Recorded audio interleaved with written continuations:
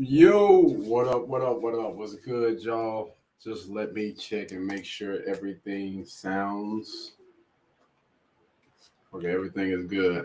All right, guys. So I know you guys are already familiar with the clip. We've been, my bad, seeing some things about Just Pearly Things. She has been all over social media, man. When I tell you this young lady, I mean, her channel was already big, but now she's really blowing up. She's at like 500,000 followers now, and she was recently on there with your boy from Roommates. All right. So this is a long freaking video. I don't even know if we're gonna do the whole thing, but I do want to go ahead and dive into this thing. So let's go ahead and bring it up. Let's get it, man. Let's check it out, man. Hey, shout out to Just Pearly Things, man. Again, she's doing her thing. If you guys want to go check out her channel, man. Dope content creator, man.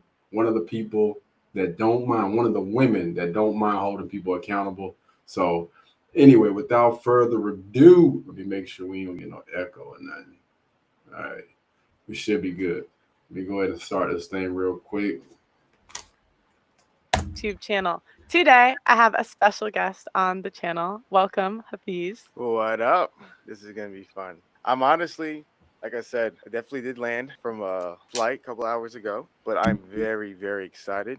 And like I told you, I don't like to talk before an episode. Okay. I feel like you ruined the best content. So I wasn't trying to be standoffish to you. I was just trying to say the good stuff when the cameras go on. Got it. Guys, before we start, don't forget to like the video and ring that notification bell that we are going to be notified of my daily videos. Also, guys, we are introducing 4 membership tiers. So the first tier, you get to be a part of the live chat. Second tier, you get to be a part of the Discord and behind the scenes vlogs. Third tier, you get to connect with me on social media. And fourth tier, you get a one-on-one call with me once a month. So I've helped people grow on social media, so you guys should sign up for that. All right, so I've seen like little parts, little bits and pieces here and there, man, and he was getting a little spicy, man. But let's go ahead and like I did with you a couple of years ago. Yes, you did. So it's really interesting because I meet a lot of people and I have a lot of sessions, but I'm really excited about your journey and learning about it because initially you asked me, did I watch your channel? I was like, I'm not gonna lie to you, I don't. I gotta give it 100, but I know of your channel, right? And then you made a reference that a couple years ago you signed up for a session with me. We talked about some of the things going on with your YouTube channel and your goals and your dreams. So it's interesting. I think it's like what 2-3 years later. Yeah, I think it's like 2 years ago. Yeah, roughly. 2 years. Yeah, about 2020. Yeah, around that period of time. So I think it's. and now she done blew up. She done caught up with him. She may have more subscribers than he does now, I believe. I'm gonna check it. I'm gonna check the numbers. She's at 525 right now. That's crazy. Really interested to see where you've grown, what you believe, and then how does that flesh out into the world today. Yeah, because at the time you guys were one of the only like reasonably priced like consultations. So I was like, oh, I gotta sign up for that. All right, so she right behind him. She has 525 and he has 528. Back in those days. So to start, could you tell them a little bit about your channel? Cool. Yeah. So my name is Hafeez. I started a YouTube channel with four of my good friends called the Roommates back in 2016. And then eventually the Roommates has grown and evolved in many different seasons of life. But basically what we said the Roommates was it was a place where the everyday man can come to improve his life.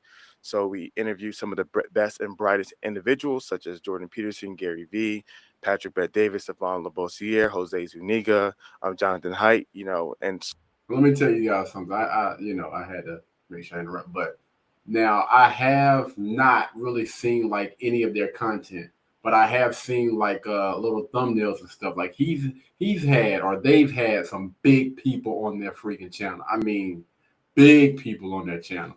So on.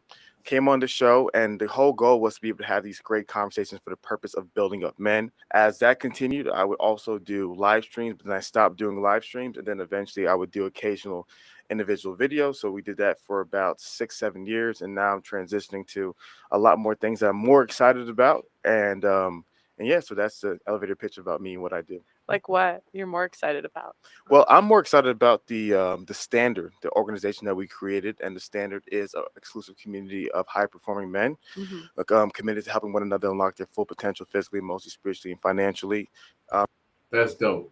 That is dope. I'm definitely interested in that, man. You know, hopefully, I might go check them out. I like that. And through the concept of digital cities. So we're really excited about this new thing that me and my business partner are building. So my guy Joseph Hines, Mhm. and just how it's going to change the world. Because I think level one is content, but I think level two is actual in-person transformation, and Mhm. that's what we're excited about in this next season of life. So, my Ooh, first oh, question: Go ahead. would you consider yourself red pill? Never in a million years. Never. Never in Why? a million years. Why? I think to me, first and foremost, I think I don't subscribe to okay. any man-made ideology, Okay. because I think a lot of these ideologies put you in a box. Box, yeah. Mhm. So See that. I do subscribe to religion, and people can argue whether that's man-made or not. Mhm. That's going to be a great conversation, great debate. You get a guy like Sam Harris and Jordan Peterson had a great debate about Mhm. that.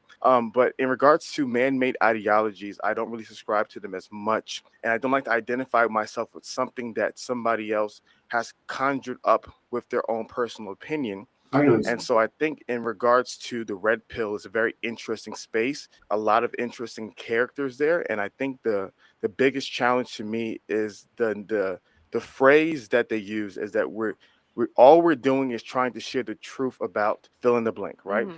And Mhm. to me, it's very, very arrogant as a human being to say I myself am the orator of the truth. Mhm. I know the truth. My studies are the accurate studies. Mhm. My ideas are the accurate ideas. All right, so let me just go ahead and say this. So far, I agree. So far, I agree with everything that this young man has said so far. Spot on with everything that he has said so far. I am the only individual who Mhm. knows these things. And so to me, that ideology seems very cult like, Mhm. in my opinion. Mhm. If you believe in them, they give you praise words like, oh, yo, you're red pilled, you're an alpha male, right? Uh-huh. And if you disagree with them, they give you the curse words, right? You are blue pilled, you are a beta male, right? Are you talking about like the comments section? I'm just talking about just the idea of the Okay. philosophy, right? So Okay. the people who subscribe to their worldview are red pill individuals, right? Uh-huh. Their minds have been opened up to the truth, right? Mhm. And the people who disagree with their ideas are considered blue pill, right? You have Mhm. rejected the truth, i.e., the matrix, right? The Uh-huh. guy in the matrix, he said, I want to go back in the machine, even though I know Uh-huh. it. I want to go back in the machine. So to me, that seems very cult-like Mhm. in regards to the ideology. And so there's a lot of different reasons why I don't subscribe to it. But those are the few things. I just cannot hold myself to an ideology that a certain Mhm. individual or individuals are communicating Mhm. without understanding the fullness of those ideas. Mhm. Yeah, because they would say it's a Again, I completely understand, and I'm with him. I'm with him so far. 5 minutes this young man is spot on, man. praxeology, not But like they say, man, like you let somebody talk long enough, you find out, exactly who they are. So an ideology. Yeah, it's very easy to use words like that, but Uh-huh. then you break down, what does that mean? Yeah. So my question to you is like, what specifically do you disagree with? Great question. So when people say things like, okay, we're not an ideology, we're a praxeology, Uh-huh. right? You have to ask yourself, are you teaching any ideas? Uh-huh. Like, is there any principles that your belief system is teaching? Because every human being's belief system Mhm. Mhm. teaches an ideas, right? Mhm. And so for me, when I see that there are certain ideas and premises that are being taught, Mhm. therefore you cannot simply say we are not an ideology. There is no ideals that Mhm. represent the Mhm. things that we believe. And so an example of what are some of the things I disagree with, I think I primarily disagree with a lot of times the descriptions of marriage Okay. and just how they analyze and describe marriage in today's world. I think I disagree with the Mhm. analysis of male female nature. I think if you were to read a book like The Evolution of Desire by Dr. David Buss, Mhm. he's a world leading okay, here we go. All right, brother. expert on human evolutionary psychology in regards to mating, Mhm. and he's fantastic. Bus School of Psychology is amazing, Mhm. and you actually read a person who's like a world-renowned expert on this topic. Mhm. And you hear about all the nuance. And I love Dr. Buss because Dr. Mhm. Buss understands the nuance and the cross-cultural studies Mhm. and so much data. And you were to read some of the more red pill, Mhm. doctrinal books, you'll be like, wow, like it's literally like reading Dr. Seuss and reading something like Hamlet. Mhm. It's like night and day difference. And so Mhm. to me, I think I I I acknowledge that a lot of their ideas are truthful, like Mhm. any ideology, right? Mhm. Or whatever the heck word they're using nowadays to convince people that's not an Mhm. ideology. Mhm. Yes, those things are, there's truthfulness in it, Mhm. but there's a whole lot of lies and a whole lot of Mhm. information that is not statistically accurate. Mhm. And that's why I've always recommended people to Mhm. read books like The Evolution of Desire by Dr. David Buss, and then simply then read whatever red pill literature that you want and juxtapose those two Mhm. ideas, and you'd be extremely astonished to the differences. Well, it's just because everything you're saying is very broad. Yeah. So you even said like their teachings on marriage, because like from my understanding of Right, man. I kind of feel like, all right, and then we playing both sides. Like, well, where we going, brother? Two suspect left, man. We got to red pill is that they're not anti-marriage or pro-marriage. They're anti-marriage as it is today and the way the laws are today. Right. And do you disagree with that? So I'm gonna give you an example, Okay. and I'm excited because I'm Okay. Hopefully he's gonna answer the question. She's asking him, do you disagree with it? really excited about the way you're processing this. Yeah. So let's go into marriage. So here's a fundamental challenge, okay? Mhm. So red pill is very broad. Okay. Very broad, right? Really? I don't think so, actually. You don't Yeah, yeah. Red pill is not broad at all. No, they pretty much have some very still sound beliefs, and it's not. I don't think so. No. So do you think a person like Alpha Male Strategies Mhm. teaches the same exact ideas as Coach Greg Adams?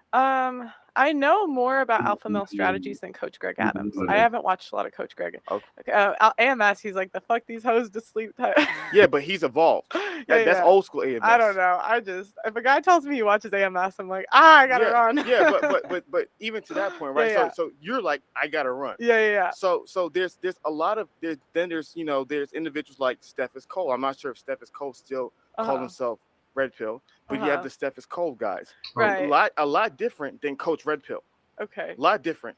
Okay. So what I'm articulating is that within the red pill umbrella, Yeah. there's a diversity of individuals. Yeah. There's far right, there's guys who are a little bit more balanced. So what usually happens when we're having this conversation, which we require so much nuance, and I'm glad we're able to dive into it, is that when you're describing the red pill, what people want to do is one of two things. You either want to steel man them or you want to straw man them. Mm-hmm. The argument that you're probably feeling like, and some people may feel like, is I straw man them, right? You pick the worst ideas of the red pill, the worst content creators, and then you define the red pill as that. But then on the flip side is a steel man, where you find some of their best, brightest ideas, ignore all the negativity nonsense.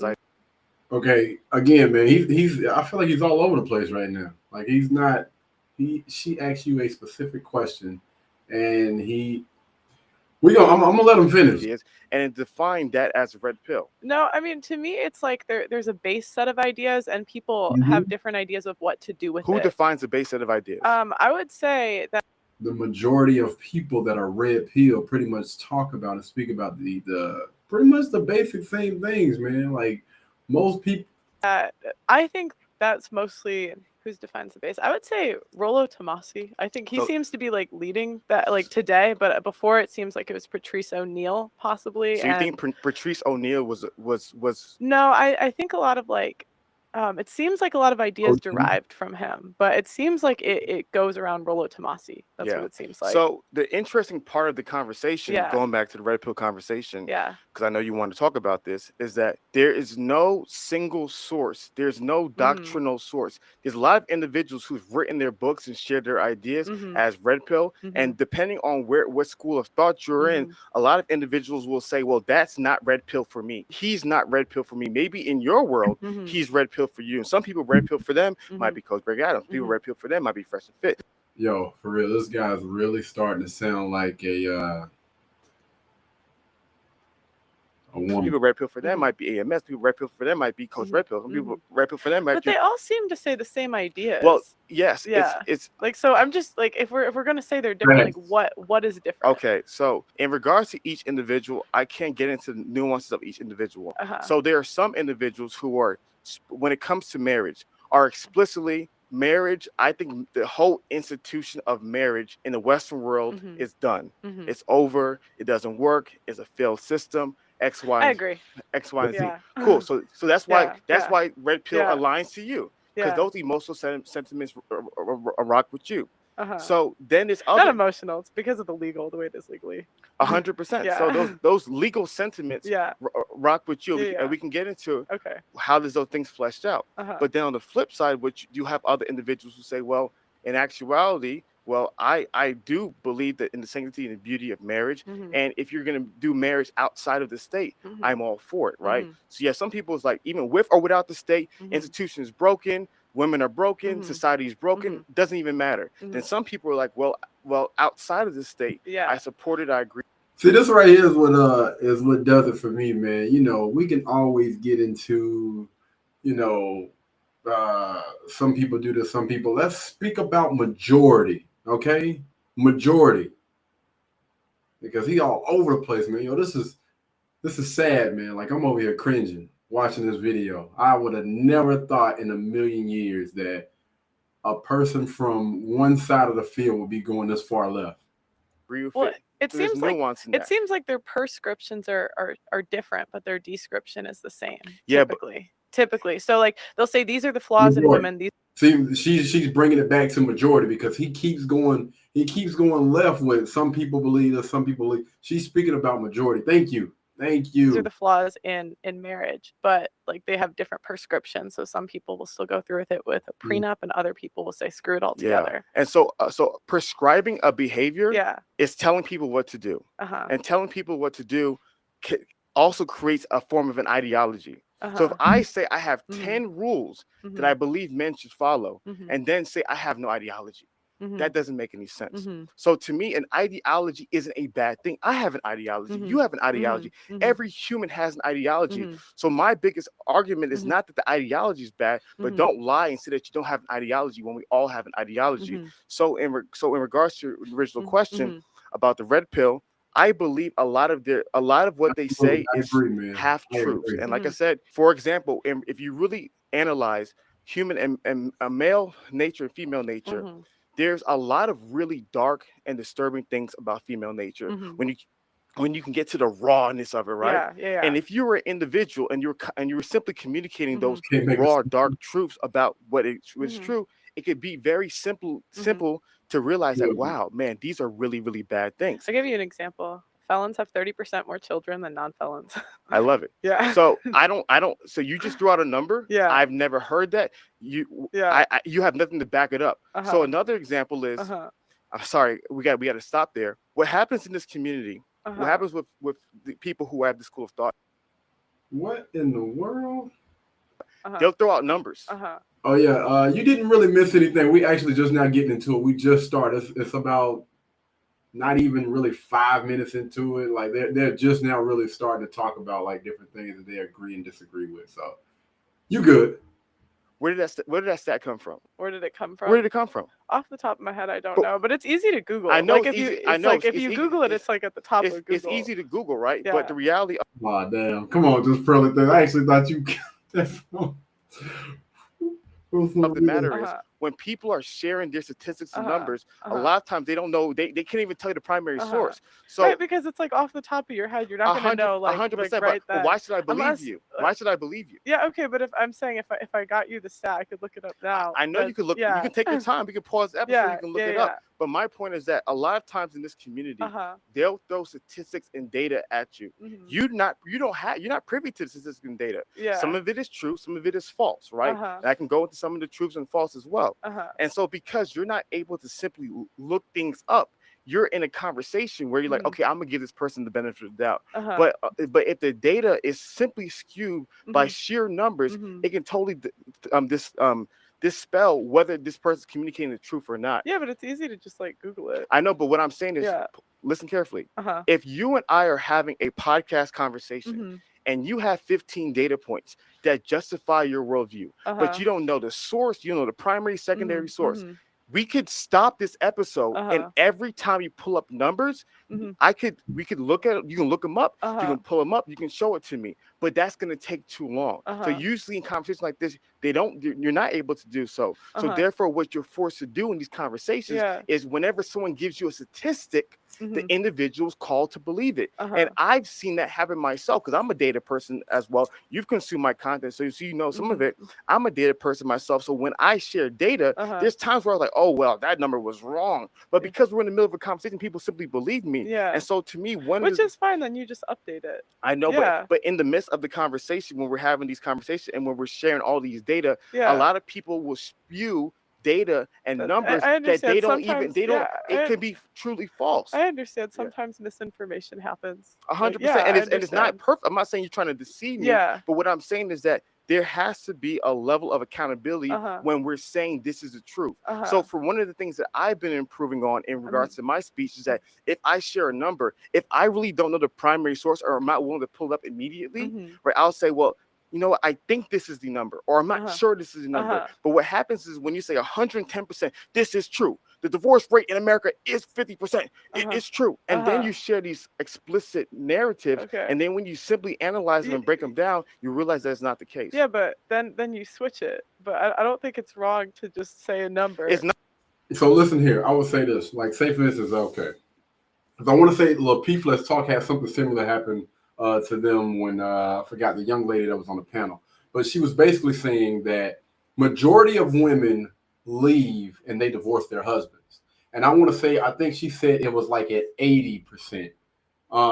She said it was 80%, but when they looked it up, it was like 69, 70 or something like that. And the women were trying to argue, you know, you're bringing up false data. She was like, listen, at the end of the day, I'm still saying that majority of the marriages, women are leaving. And again, 69 and 80% is not too big of a difference, but people stay stuck on that stuff, man. If it's a majority type of thing, then I mean, come on, man. Like, damn, you need the exact damn number. Nothing wrong. And then in order to prove a point, that don't make any sense to me. And then I look it up and it's right. Like I've looked that up before. But that's not what I think you're getting lost. You're getting lost in the specific point. I'm talking about the meta point. The meta point is that when people are communicating statistics, the audience is totally dependent upon the orator. And if that person says, I am the bearer of the truth, a lot of times in the midst of a conversation, a lot of people communicate numbers that may or may not be true. So my biggest thing is that when a lot of these individuals are communicating numbers, I'm the kind of person where I'm like, hey, let's stop, let's analyze them, and let's see whether they're true or not. Is there a common talking point that isn't true that you're thinking of? I think one of the biggest conversations that is not discussed is how marriage has changed from the 90s till today. Okay, go on. If you look up the divorce rates, divorce rates have been decreasing from the 1990s until today. There's a lot of different studies and a lot of different analyzation. Go on. A lot of different. So, are you listening or are you trying to talk? I'm listening. I'm curious. Like, bro, relax, man, relax. But I mean, like, he's bringing up some interesting points though. From 1990, it's been decreased. That's interesting. We're gonna go and check that out. Yes. I'm listening. Because you kind of seem like you're waiting for me to stop talking so you can say something. No, I'm listening. Go ahead. Are you sure? Yeah, I'm listening. Go ahead. Okay. I'm listening. So, in regards to the divorce numbers, a lot of the divorce numbers that are communicated today, they're not all. Those are a lot of previous numbers. And when you're factoring into the trends that are leading to the lowering of divorce rates, as well as all the different cross-cultural analysis of divorces, there's a lot that can be learned about divorces. So in regards to the Western world and a lot of the divorces having issues, they're 100% right. But we have to communicate. Well, here's the reality. The divorce rate has been going down. And why has the divorce rate been going down? And the reason why the divorce rate is going down is because we've learned a lot of different things about marriage, about divorce, about why did the divorce rate skyrocket initially in 1970s to begin with. And so there's a lot of, when you hear a number, statistics are great under the broad scope of a conversation. But when you're really trying to dive deeper into what's going on in today's society, statistics tell you a story right? Mhm. So once you understand the story behind the number, then you can understand why the number is practical. So Mhm. in my question is, so one of the biggest things that we've worked on is that if we're going to give a number, we Mhm. want to also tell the story behind the number and Mhm. how is that beneficial to improving the lives of people today. And Mhm. so to me, that's one of my different points of view, is that Mhm. if you're simply holding on to any worldview Mhm. and the worldview is communicating certain things that may or not be true or may not be painting the whole picture, is this for the purpose of benefiting society or is it for the purpose of perpetuating a narrative? Wouldn't you say that the divorce rate's going down because people aren't getting married as much? So think about it like this. Mhm. Let's That's a great point, man. Most people are choosing not to get married. That's interesting. But it says 2022 expected the divorce rate to be at least 44.2%. I'm going to have to really look into this thing, man. I don't like to just, just graze across this thing. But it's saying 44.2. talk about Mhm. divorce rate is by percentage. So let's do some Mhm. numbers because you Mhm. seem like a very analytical Mhm. girl, logical girl. Let's talk about some numbers. Mhm. Thank you. So Thank you. if the system of marriage is broken, Mhm. right, Mhm. and 1,000 people get married. Oh, I see. The rate would still be. I see. I Okay, see. so Yeah, let's yeah. do it for the people, right? Uh-huh. Remember, Yeah, yeah. the red pill argument is the system is broken. Uh-huh. So that means anyone who engages in this institution, Uh-huh. whether or not you do it, it's broken. It's not going to work. It's going to lead to a 50% divorce rate. Mhm. So if 1,000 people get married, Mhm. therefore it should be 50% divorce rate. Mhm. But then if 900 people Mhm. get divorced, Mhm. and 10 years later, instead of the 1,000 Mhm. 10 years ago, Mhm. now 900 people get married, Mhm. and that divorce rate is 40, Mhm. not 50 where it was before. The Uh-huh. question that must be asked is, these 100 people, why did that number change? Mhm. If the system was broken, then therefore whether it's 1,000, Mhm. 900, Mhm. 800, 1,200, 1,100, it Mhm. should be the same thing. But if the number went down, Mhm. but then the divorce rate decreased by percentage, Mhm. why did it go down? Mhm. Who was not getting married? And Mhm. how would it contribute to the increase of divorce rates in the past? Mhm. And that's why I said the numbers will tell you a story. Mhm. And if you don't know the full story, Mhm. you don't know how the number is relevant to the lives of everyday people. Mhm. And that's what I'm passionate about. Mhm. I want to keep on saying it. Mhm. A lot of the red pill arguments are true. Mhm. A lot of them are true, mixed Mhm. with a whole lot of lies. Mhm.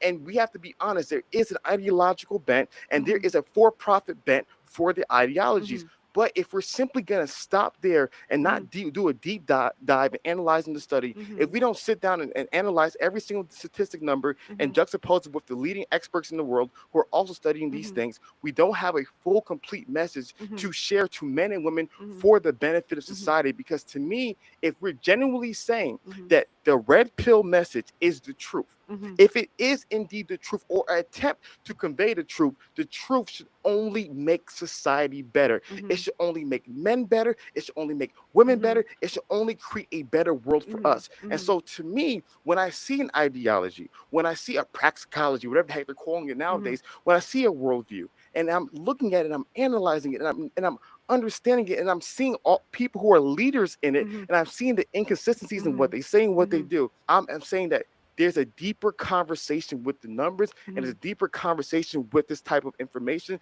that is not being discussed. And I'm glad we're doing it right now. Mhm. To me, it's like if it goes from 50% to 40%, who cares? Mm-mm. That's right. Don't do that. Let me Don't do that though. let me Go ahead. because to me Hey, what's going on, man? I apologize that I didn't see all of those comments earlier on. My bad, y'all. Just now hopping on it, just now looking at the comments. My bad. We're gonna get there, man. She said I figured you would jump into. Oh yeah, you know I had to. Hey, you know I had to come and get it in, man. You already know. But again, man, appreciate you for tuning in. Appreciate y'all. people aren't getting together. They looked at the getting married rate is lower than it's ever been. So it's like to me it's just like men are getting a bad deal today. And they're signing a contract where women are paid to leave and take the kids. And to me that's just, and especially in the UK, like I live in London, like girls, like your child support's literally dependent on how much you have the kids, so you're literally paid to take the kids away.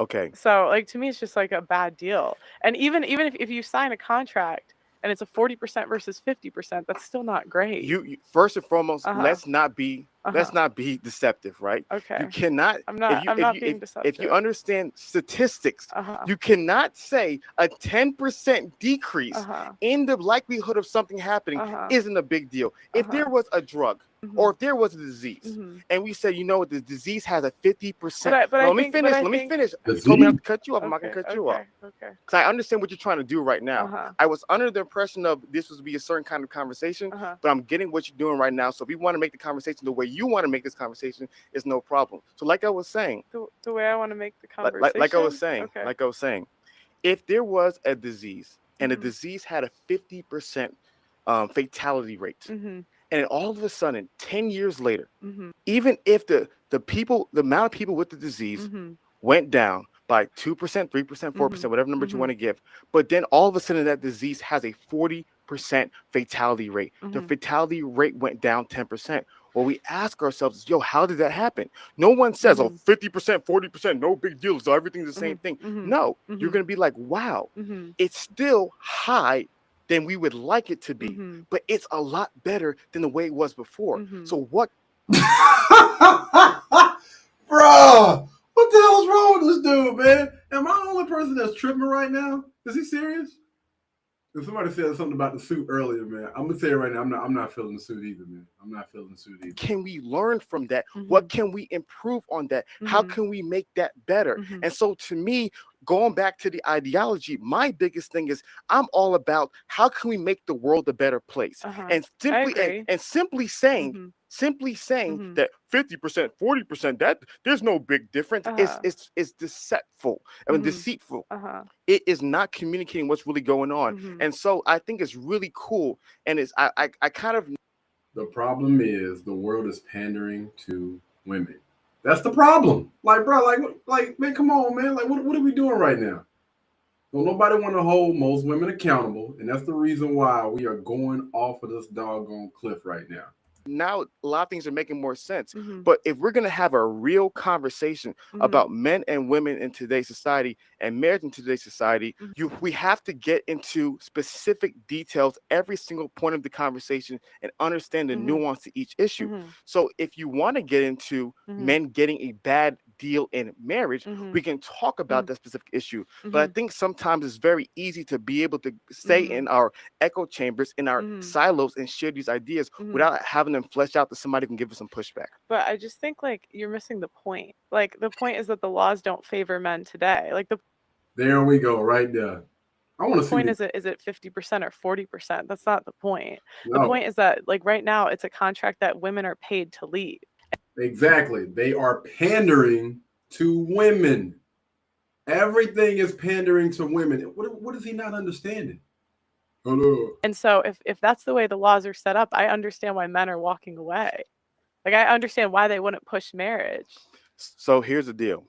So let's play your game. I love to play your game. I'm not trying to. That's not a game, bro. This is facts. Like you would have to be. Even blind people can see this, man. Like what the. Man, I'm disappointed. Like, it's not. I'm sorry. Okay. I'm playing. I'm having fun. Okay. Go right to your content creator. We're having fun. We're having fun. Come on. Are we good? Yeah. We're okay. Good. We're having fun. Okay. Game is just a word. Okay. We're having fun. Guys, we're having fun. This is content. We have likes. We have people here. We're having a good time. Yeah. Don't take anything personal. Yeah. Sometimes the pepper soup might be too spicy. We're just having fun. No, I know. Okay? I know. Go ahead. Cool. So let's play your game. Okay. Let's say the system is all the way effed up. Yeah. Men are getting screwed left and right. What do we do now? I think you change the laws. Like honestly, I'd like to run for an office someday. I'd like to actually try to change the laws. I love what you just said. Yeah. I love what you just said. My question to you, you're very smart. When we said we should change the laws, how many people are getting into law? How many people are doing content to be able to change the laws Wait, to make it go that way? It's not many. It's not a lot of people that have this type of mindset that's honestly going for anything that's in office. Just how many people are doing content simply complaining about the laws, in your personal opinion? All feelings, no facts. Shout out to Andrew Schultz.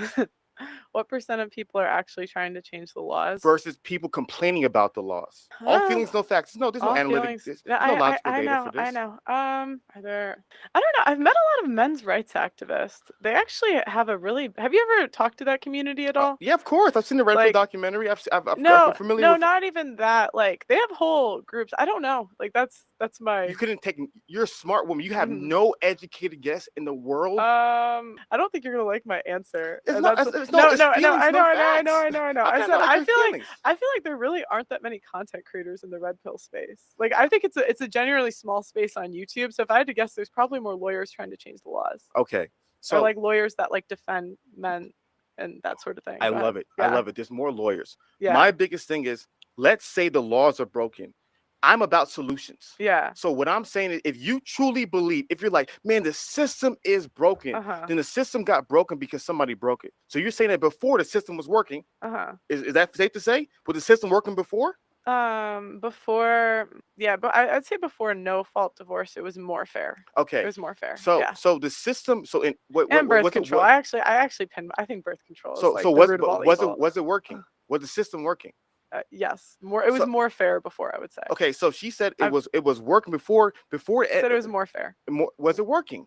If it's broken now, it must have been working before. Yeah, it would. Or was it always broken? It would seem like that. Yes. I'm asking you the direct question. Was it broken? If you're telling me right now it's broken, those are your words. You said the system is broken right now. So therefore, if the toy was broken today, does that mean the toy was not broken yesterday?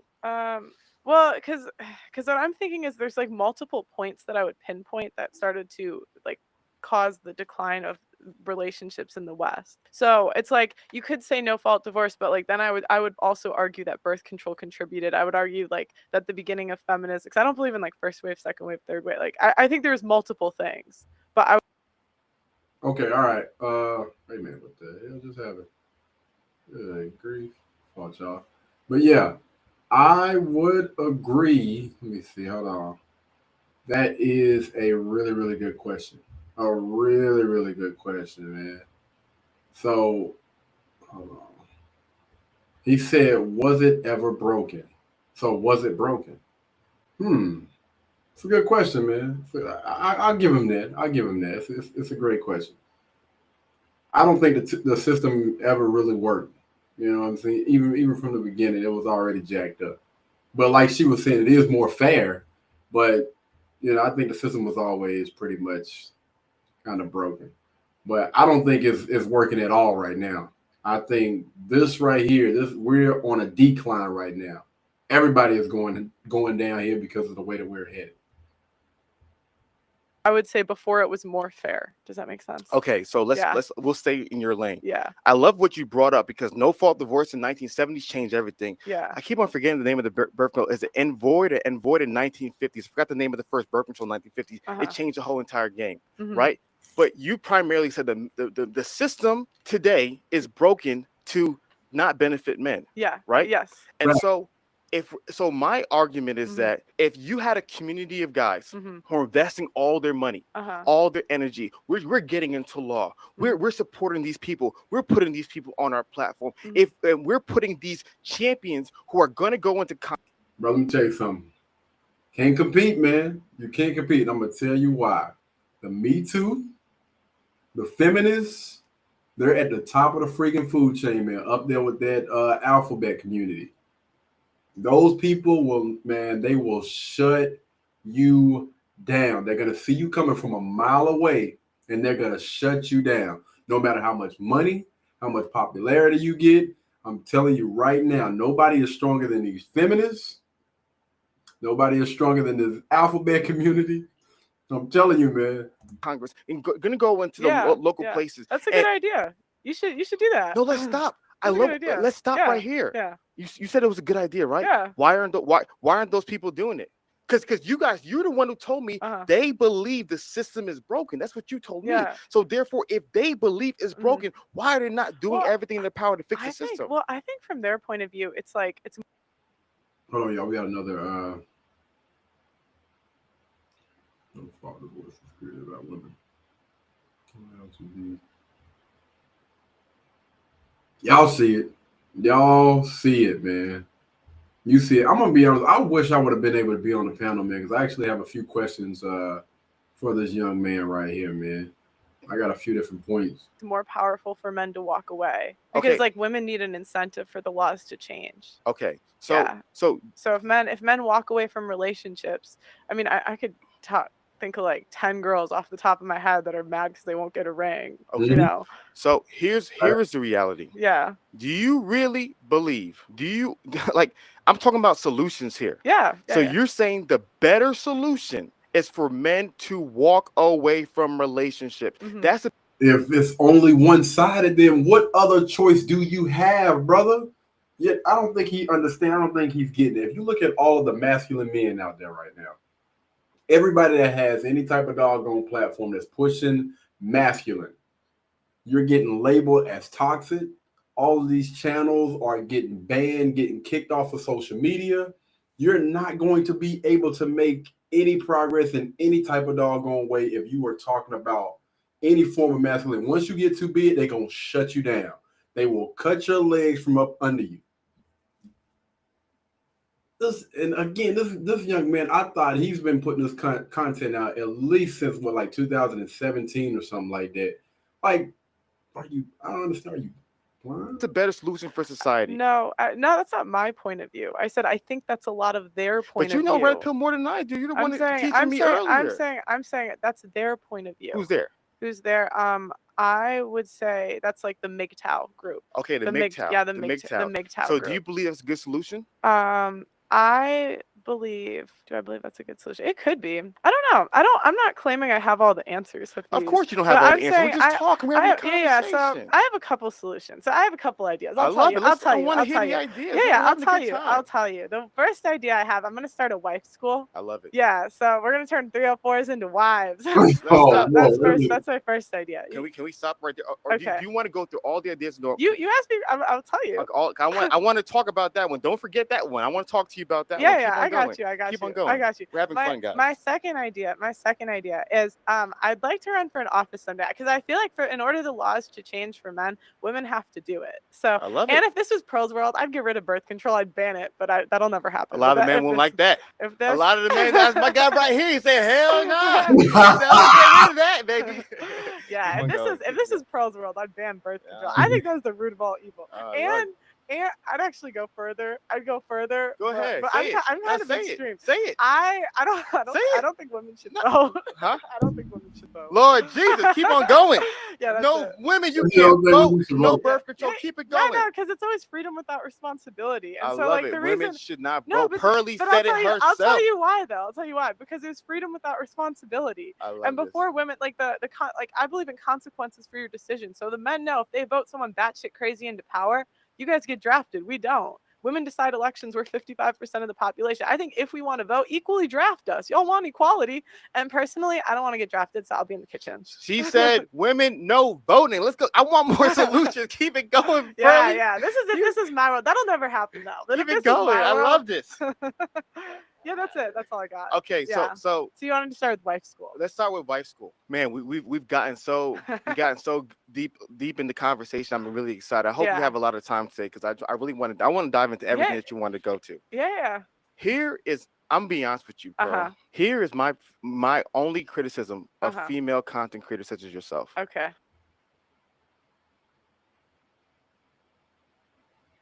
If I'm being 100% honest with you, I don't want to ever say anything behind your back, which I won't say to your face. I feel like you guys are pandering. I feel like you guys are pandering to a certain community of men who freaking like it's Pornhub, OnlyFans, Red Pill female content creators. Are all that gets. Oh wow. Wow. Tell me how you really feel. Wow. That gets them going. That gets them excited, right? So I personally really on the same OnlyFans. No, I didn't say no. Okay, I'm slightly below. Slightly, Wow. Thank God. You can't compete with them. I'm sorry. You can't compete with them. Okay. So wait. So the OnlyFans. The Pornhub is number that's one. That's a 10. Like on like 1 to yes. And then where did the He's showing out right now. OnlyFans? Depending on what she's doing on OnlyFans, it can go for anywhere from 9.5 to 8. Okay, so let's do 8. So then where do we fall? I would say the men love your content so much, it'd probably be about 7. A 7? Yeah, Okay. about a 7. Okay. So you think you said pandering, so you think I don't actually believe any of No, this? no, no, no, no, no, no, Because no, that's no, what when no, I no. hear pandering, I look that up because people say that a lot. Yeah, yeah, yeah. And it basically means you just say things because you don't believe it and you just Okay. want the. So if I want to break down what the hell does pandering mean. We gonna put that up on the chat. Somebody put that up in the chat, man. What does pandering mean? if I want to clarify, I said Uh-huh. if I said, because I don't memory's a bad Yeah. recollection at Yeah. time. Yeah. If Yeah. I said you are pandering, Uh-huh. I was wrong. Okay. I feel Oh. like at times Okay. content creators, I didn't say you, Okay. content creators Okay. like those Yeah. pander. Well, there's only a couple in the space, in the red pill space, that are women, I would Okay, say. so it's not about red pill though. Yeah, yeah. It's not No, about red no. pill. Okay, okay. It's So, so to me, let me give you an example. Let me give you an example. Okay. I genuinely believe Uh-huh. that there is a lot of nuance to your ideas. Uh-huh.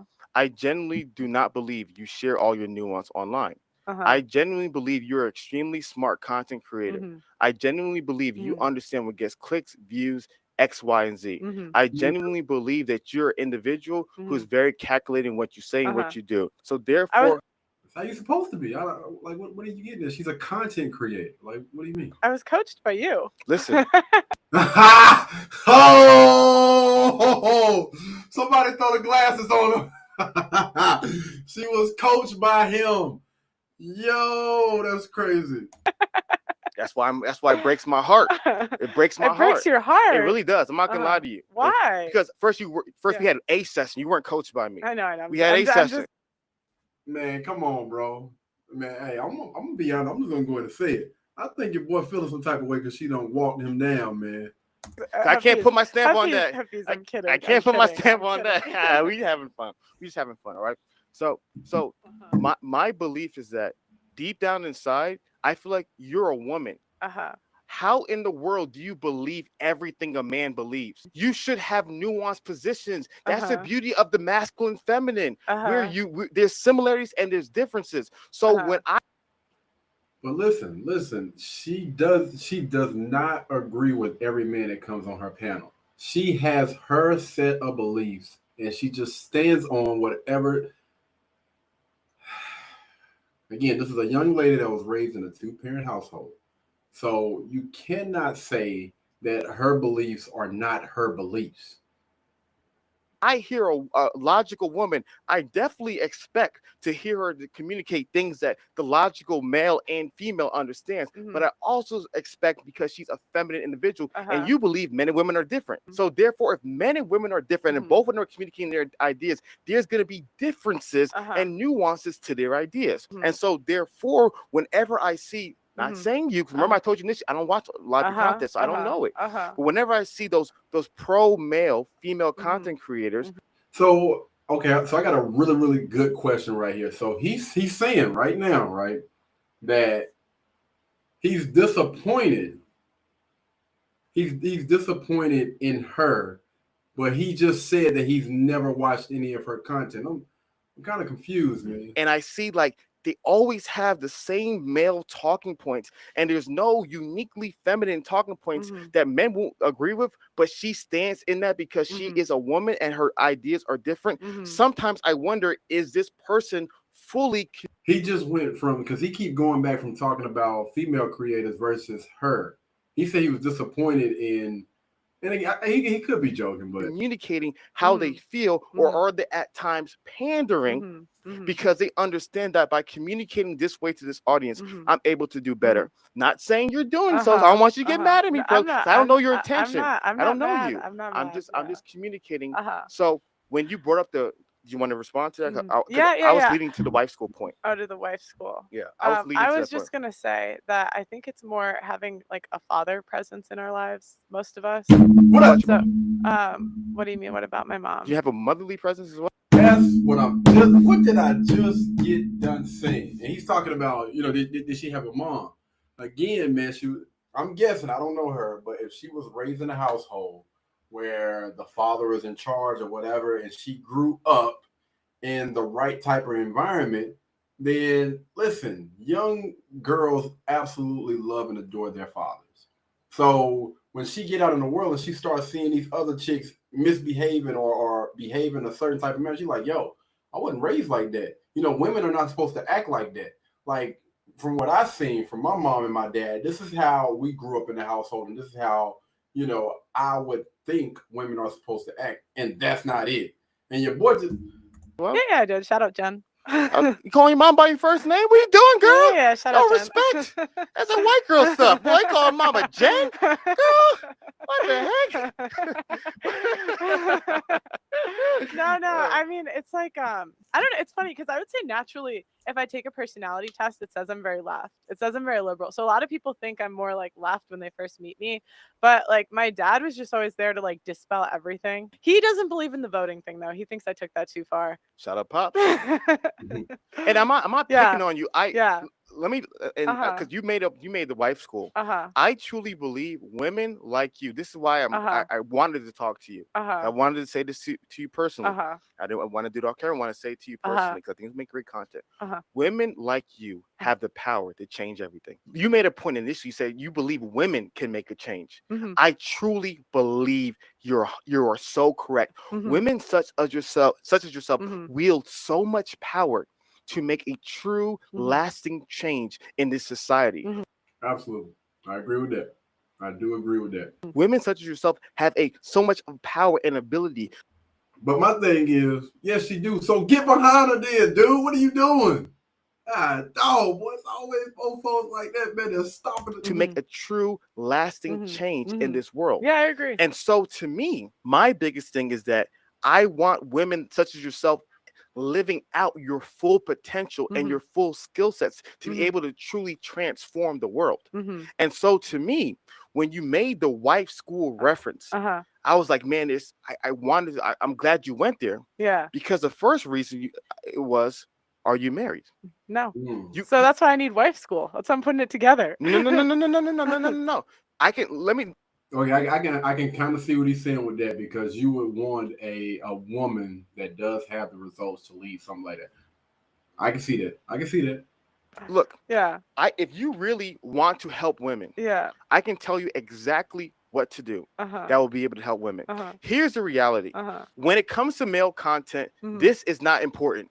They actually think this is a sign of weakness, but this is not important. They don't give a dang if you're married or not. Men don't care. All men care is, can you have sex? Can you get laid? If you are a man and you can show and prove to people that you can have sex with other women, other men will respect you. I'm not making the rules. That is what happens in male content. So male content creators don't have to be married for other men to respect them. If they show some receipts, if they show girls on yachts, if they show girls on parties, if they show whatever it may be, other guys will respect them and listen to them, because that is the litmus test for success. And men, not my rules, is what's going on in today's world.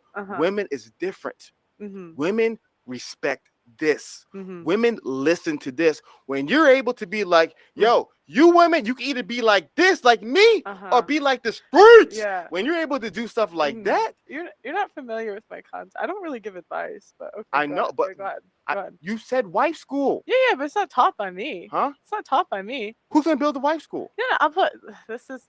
See, if you let me give the elevator. Go ahead, before you critique the idea. Please. So that's what I was thinking. I was like, oh, you know what we should do? We should bring in like wives from around the world that actually are married and are actually in those positions.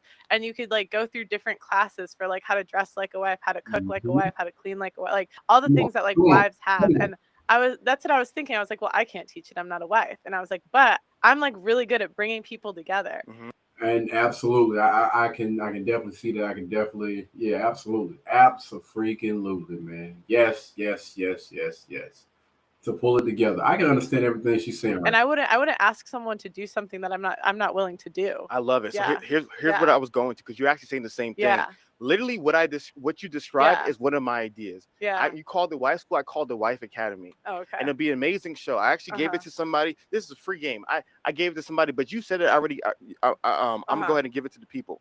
This Wife Academy would be a podcast where a woman who's married brings in other women who's married and talks to them about what does it mean to be a wife. Because the school is cool, but the school, how many people can be in the school? 100, 200, 300, 1,000 is limited. But well, it would be filmed, so it's like I love it. Yeah. So let's say, you know, it's gonna be filmed. So in this Wife Academy, the fundamental challenge is if you were going to start the Wife Academy, the people want to know, did it work for you? That's the challenge with the women, because you are the face. Yeah, you are the but face. that's the whole that's like the whole idea is. She don't have to be the face of it though, bro. I think he's missing the point. The whole thing, the net of it is you have wives from other places that are coming together and helping these other women and branching out, and then I would probably agree with what he was saying about the podcast as well, because that's pretty much ongoing. I know it takes a lot to get a freaking TV show and a school and everything running, man. You know, my cousin, I let's just say I know people. So I know there's a lot behind that. I would probably float a little bit more over to what he's saying as far as like something that's just pretty much ongoing. You know what I mean? It's like I'd be going through wife school and I'd be giving feedback each round. So I'd be like, all right, I'll try this week. I'll try that, So it's like, I love it. So because it reminds me of Anna Bay, School of Affluence. Yeah. You familiar with her? No, I don't know what that is. So it's Anna Bay, School of Affluence. She was she created a very popular YouTube channel for women, teaching women how to be affluent, how to marry men in high society, this, that, and the third. Yeah. So her information was, like you said, very biographical. As Gary Vee says, document, don't create. I'm not there yet. I'm documenting the journey. And then eventually she gets married, gets all types of credibility. So you're 100% right. If you're going to go that route, where it's like, hey guys, I'm not there yet. I need to learn. I need to grow. I need to improve. Yeah. Here are these expert women. But the point that I was bringing up was that the true power in it, when you go bananas, is when you're like, yo, I went through wife school and I got married. Yeah. Because you're the face of it. You're the one bringing everybody together. You are the face. No matter what, you can bring some amazing women on to wife school, wife academy, whatever you call it, but you're going to be the face. But when you're able to come in that room and be like, yo, ladies, welcome to Wife School episode 1. I'm your host, Just Pearly, and ladies. I said I'm not. I'm going through it. No, I'm talking about in the future. Yeah. You can't. How many times you going through wife school? If you, no. What season 1? I'm talking season 1. I'm talking season 7 right now. I didn't know you're talking about season 7. I was talking about we got to do 1 before 7. Okay, I'm giving season 7 right now. Okay, I'm viewing season 7. This is how season 7 is going to begin. Hey, how you doing today, ladies? It's Just Pearly Things, and this is season 7 of Wife School. As you guys know, it worked for me. And then you know what I mean. You start flexing. What the hell was that? What the flexing, and I'm telling you, women like women who are where they want to be. And so to me, one of my biggest things, and like I said, it was just I love what you said.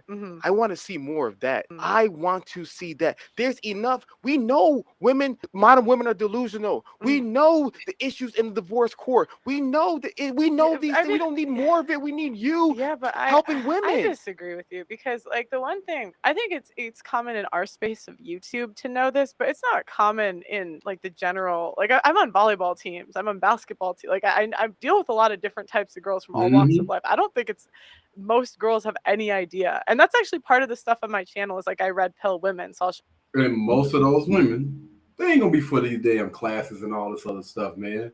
They're too busy living this hot girl summer and doing what the French toast they want to do. Show them Jordan Peterson about the pay gap, or I'll show them like, so it's kind of like you kind of see them go through their journey like firsthand. But my thing is that, and this is my criticism of doing it for 7 years, and maybe you're just sorry. 7 years. So this is my criticism of me doing this for 7 years, and also me I'm helping men since 2012 when I dropped my first YouTube video. I'm obsessed with solutions and the best solutions. Right. If we truly believe doing YouTube videos, showing people what's wrong in today's world is going to change the minds of the masses, you and I both know that is not the case. You and I both know that's not the case. That is not the long-term solution to society. If you were to ask me what would change the world more, Pearly Things doing a wife academy, a wife school where she's going through things that a wife needs to be successful, that she goes through herself, and then all of a sudden she finds an amazing husband, and now she's having an amazing family, and using that as an example, versus just going up to random girls asking her, do you believe in female privilege? What is most effective? But I think he's missing the point, man. See, it's the blueprint, right? It's levels to this thing. Like you have to take steps in order to get to that. You know what I mean? You can't just freaking skip from point A all the way to point 10, man. Life don't work that way. And so to me, that's a part where I realized that's like meeting somebody today and we're gonna be married and we're gonna have all the stuff tomorrow. It don't work that way, man. It's steps, it's levels, bro. my expectations is not fair to put it on you because it's your life, it's your purpose, whatever you feel like God's called you to do. But to me, after doing this for so many years, I'm like, yo, the win is the receipts, is the results. That's the win in today's society. The win in today's society is what? All the 40-year-old plus feminists, single, miserable, lonely. Yeah. And they're upset, and then their friends happily married, doing well. That's the win. Showing like, yo, you guys thought that 40 and with your cats is cool. Look at you now. That's the win, is the receipt. So to me, I just don't think we need more women just simply doing what the guys are doing. We already have the guys doing that. Why don't the women, such as yourself, who have the intelligence, who have the ability to encourage, equip, build up other women, why don't you?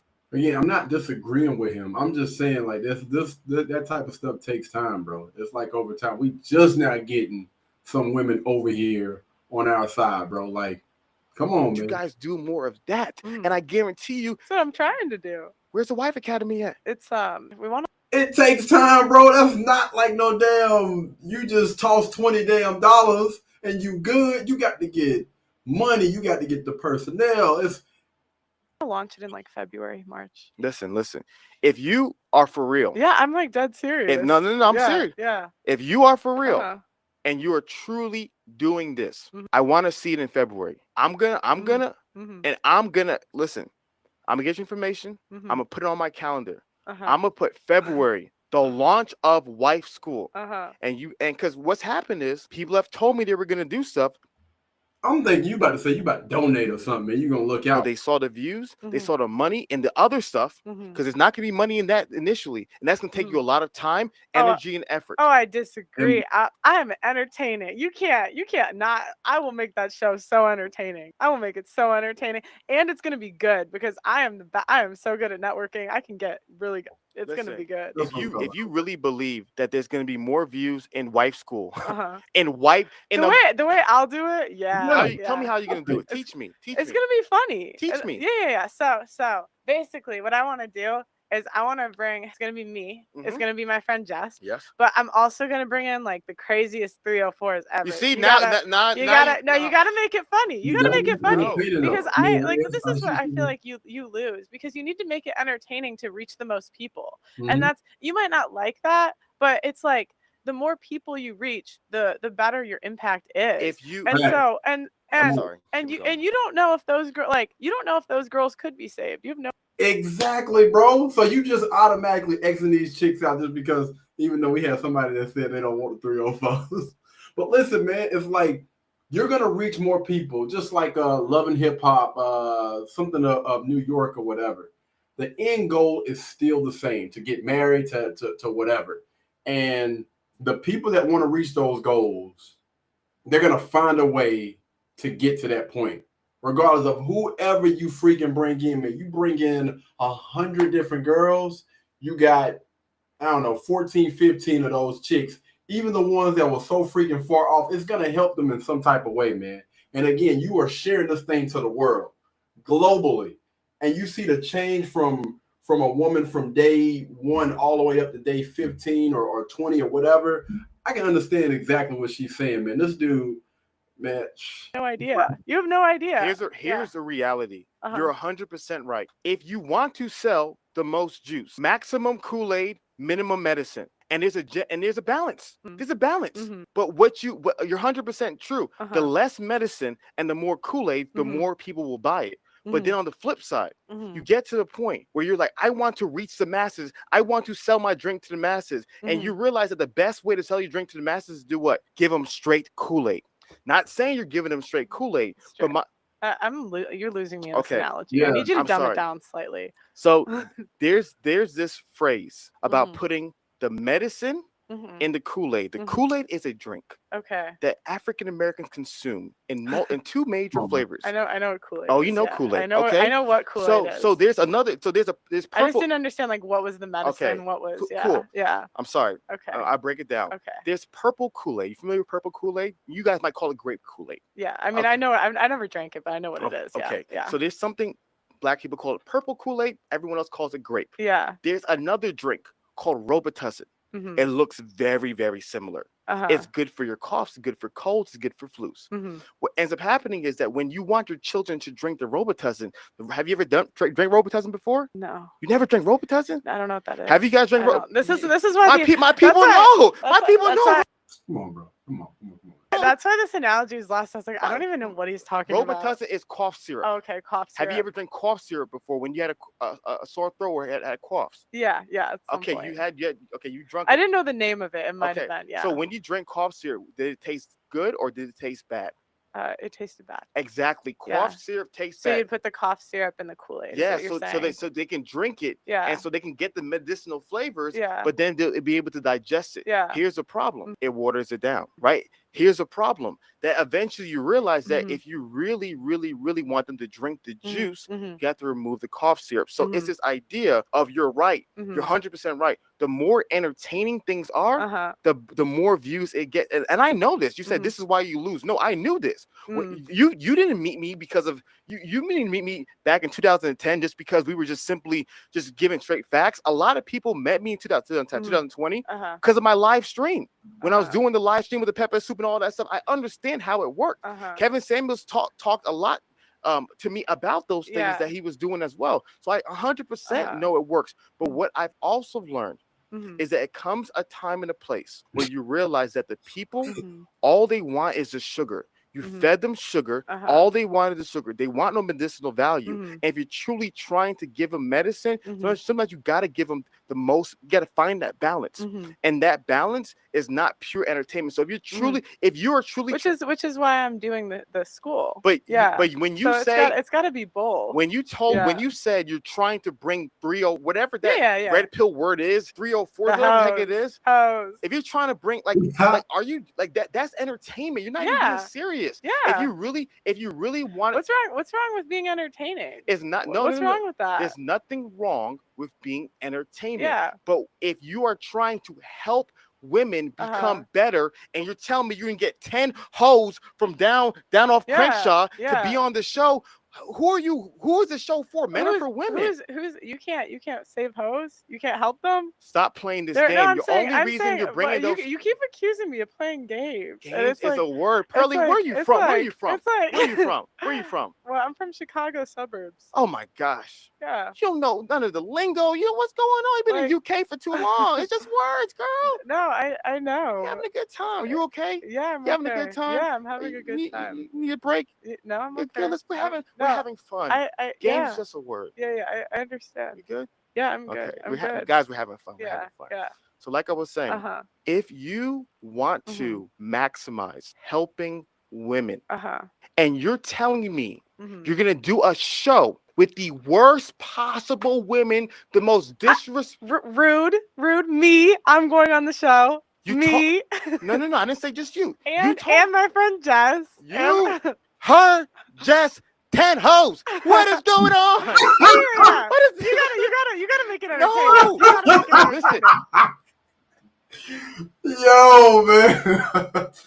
Hey, I'm glad they're still able to have some fun with this though, man. For real. I wouldn't mind. Let me clarify. If you had one hoe. Okay. 2 hoes. Or should I limit it? I can make it 3 hoes. Does that make it better? If you having a few of them, but don't tell me the show is this and you have them all hoes. Okay. I see what he's saying, but I don't think she was saying that she was gonna have. But I think she was saying we're gonna have to throw some people in the mix, some 304s, whatever you want to call them, man. We got to throw some of those people in the mix to keep it entertaining, to basically keep people watching. You know what I mean? At the end of the day, we still want to make sure that we're reaching as many people as possible. And when you think about content, when you think about YouTube, when you think about social media, all of that, they push it a lot more the more eyeballs that you have.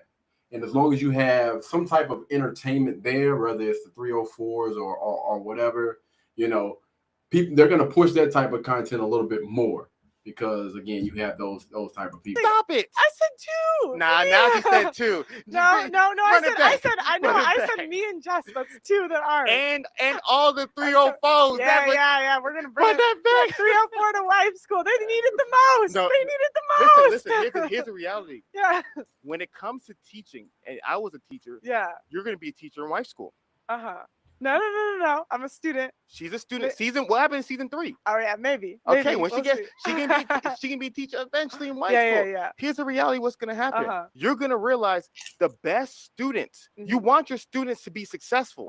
Why are you going? This isn't Coach Carter. You know what I mean? This isn't Lean on Me. They make the best movies. Listen, but you ain't the best teacher. You ain't the teacher that's gonna teach those people. You ain't gonna get. You don't know. He missing it, man. You don't know. Those chicks that most people think that are far off, those kids, those guys that a lot of people think that are far off. Let me tell you something. I was one of those people. And you think that, you know what I'm saying, these people are never going to stop doing crime. You may think that, you know, these people are never going to stop. I'm telling you, man, there's some people out there that can honestly help these people. Get the job done. Hey, maybe I will. So my thing is shoot for the stars. Sure. I'm sorry I aim high, Hafeez. She's shooting for the world star. She's shooting for the shade room. Sorry, we aim high here. Sure. Sorry, we aim high here, Hafeez. See, I understand it. That's why I'm saying, if you want pure entertainment content, yes, get the, as you call them, the 304s. Yeah. But if you truly want to be a place where it's like, man, there's women who are healthy, who are productive, who are growing, who are improving, and men are looking at that like, man, shout out Pearly Thing. Look at all those amazing, classy women that are becoming wives. And then all the other women who want to be wives, like, yo, look at all these classy women who are getting better. I want to be a part of that as well. I'm seeing the results they're having as well. That's truly transformational versus just you just having another Love and Hip Hop, because that sounds like you're trying to make Love and Hip Hop, but marriage and hip hop. What's Love and Hip Hop? Love and Hip. What's that? Stop it. I'm done with you now. I'm done with you now. I'm done with you now. I keep making these references. I don't know. I'm done with you now. And now I know what game we're playing. But so to me, lots of games here. I love it. I love it. We having yeah. fun. This is fun. This is that's my thing. We're at pure content. Call it for what it is. It's fun. When we're serious, do you think Kevin Samuels made an impact? Do you think he was trying to make solutions? And Kevin Samuels was definitely not red pill. You wouldn't say? No. Really? No. No. I guess they said he's the Godfather of the man. Yeah. He and Kevin. I will say this. Kevin Samuels said, I want to say, like, was it Anton Daniels that said he asked Kevin, you know, would you classify yourself as red pill? I think that was Anton that said that. And he was like, listen, I don't want no parts in none of that, bro. Manosphere. I guess Kevin is not. See, and like that's I said, what they used to call him. I knew a lot. Did they not call him the Godfather of the Manosphere? Who? But that's different than red pill. Oh, okay. Manosphere and red pill is different. Yeah. I guess you know what I mean? Like black pill is part of the manosphere whole, but it's not red pill. Okay. You know what I mean? It Okay. breaks down. Yeah, fair enough. So fair a enough. lot of and the reason why I always go hard on the red pill stuff, I knew a lot of the people, the ones I respect personally. I knew them personally. I knew some of the best content creators for men personally on my phone right now. Yeah, but can I make the point with Kevin Samuels? I don't think he would have reached as many people or had as much of an impact if he did not. There we go, right here. Excellent freaking point, man. He would not have reached as many people as he did if he didn't have some form of entertainment in there. Not make it entertaining. I don't think if he was like, let me talk to the reasonable women on my show. Thank you. Most of his shows was like smoke shows. Like, you know what I mean? The clips that he broke down was the most controversial chicks in the world, the most controversial conversations between the women that really disagreed with all of his points. I'll have as much of an impact. And I honestly think that Kevin Samuels changed like more lives than anyone in the in the manosphere. I think like he had the greatest impact out of everyone. Except maybe Andrew Tate. He was a little bit more, I would say. Here's the reality. Yeah. You are such a smart woman, and this is the nuance of it. Yeah. You're 100% right. And Kevin has said it himself. If I did not provide the entertainment, the masses would not listen because the masses want the entertainment. But what Kevin Samuels would also talk about is how he was refining the message, as Andrew Tate is talking about, as they're refining the message to be able to better help the masses. But then you see. But see, listen, here is the problem that we're having here right now. because he continues to say that he feels like she's a very intelligent young lady.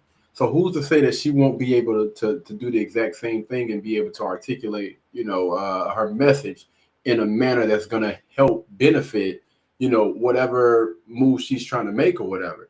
I got a problem with that, man, because he's saying, Andrew Tate was able to do it, Kevin Samuels was able to do it, but he's kind of saying that you're not going to be able to do that. See, it becomes challenging, right? Mm-hmm. You didn't have a challenge because then you get a certain stigma on the message. We understand that's a little bit of locker room talk, a little bit of entertainment. Yeah. But what happens is it becomes a little bit more difficult. So what I'm saying is that every generation needs to do it better, right? If we're saying, okay, he was able to maximize reaching the masses, but then the message got lost because of the entertainment, because of certain things. So I would have to argue with that. I don't think his message got lost, not to the people that actually paid attention to a whole entire show. You know what I mean? Of course, the people that have their ears closed when they walk into the room, of course, they're not going to be able to hear you. But anybody that don't have them headphones that's willing to listen will be able to understand. Like, you know what? At first, I honestly had this feeling about the message and the delivery and all those other things. But when I actually sat down and I listened to you talk, I can honestly say that I was wrong. My biggest thing is that, okay. Do you think his message got lost, Kevin Samuels? I think Kevin Samuels' message got lost to a lot of people. And I think Kevin Samuels was intentionally doing things to improve it. And that's why I respect Kevin so much, because Kevin grew. Same with Andrew Tate. They understood that, therefore, when you're talking to the masses of people versus 1,000 people, 5,000 people, they understood these things and they continue to improve. Well, of course, you improve. So again, he continues. It's like he's saying that she's not going to be able to do this. She's not going to be able to pivot. The more followers she has, nothing is going to change about the message and her delivery and all of these other things. And I don't know. Maybe I got to watch some of her early content to be able to actually see and understand if she has changed like over time. At your craft over time. Yes. Yeah, but you asked me, did the message get lost? Did it get lost to everybody? Of course not. Yeah. But what they understood, which is why they grew, because there is a better way of doing things. I've grown, right? And so yeah, but your channel, you done kind of reached your cap, but that's why I think it might be some form of hating over there. Oh, wait a minute. Oh crap. To me, what I'm communicating to you is that if you're going to do content, you should look at the people before you and don't just simply try to get the most attention, because a lot of times people play this altruistic game. Like, I just want to help. No, you want views, you want attention, you want followers, you want dollars. You can't deny that. And to deny that is being facetious. There is a benefit of being the most entertaining, popping YouTube channel. There is a selfish benefit. None of us are perfect from it. But my biggest thing is that when you realize, you know what, I truly want to impact the most individuals. And if I'm going to do that, bringing the most ratchet girls on a show called Wife Academy. Do you know a show called Charm School on VH1? Yeah, or Bad Girls Club? That's what you're trying to do. Charm School? When I was explaining this idea, somebody told me about Charm School. Or Bad Girls Club. That's exactly what you're trying to do.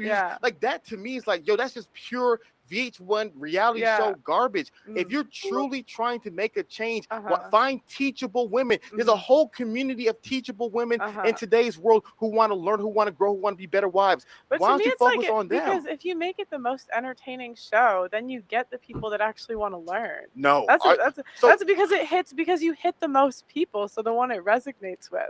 It's not just gonna be like I told you. I'm gonna be doing it. Here's too. the reality. You and I both understand audience capture. And let's keep it 100, because either you're oblivious to how YouTube works, or you're being utterly delusional in front of your people, which I don't believe you're delusional. I believe you're very smart women. So I hope it's not that you're oblivious to this, how it works. There is audience capture. Here, perfect example. If I am going to make Chick-fil-A, what kind of food do I want? I want chicken. My mindset going here is I want chicken. If Chick-fil-A starts serving seafood, I don't want seafood from Chick-fil-A. So Chick-fil-A has captured an audience that wants these things. So for content creators, if your primary form of content is, let's say, playing video games, you're like, you know what, I'm going to do video game content to be able to reach the masses. And all of a sudden, I'm going to then teach my rocket science on the side. But it wouldn't just be hoes. That's what I'm telling you. I'm doing it too. Yeah, man. I think, man, this dude, man, I don't know what the heck he done had before this little encounter, man. But your boy Owen, like, relax, bro.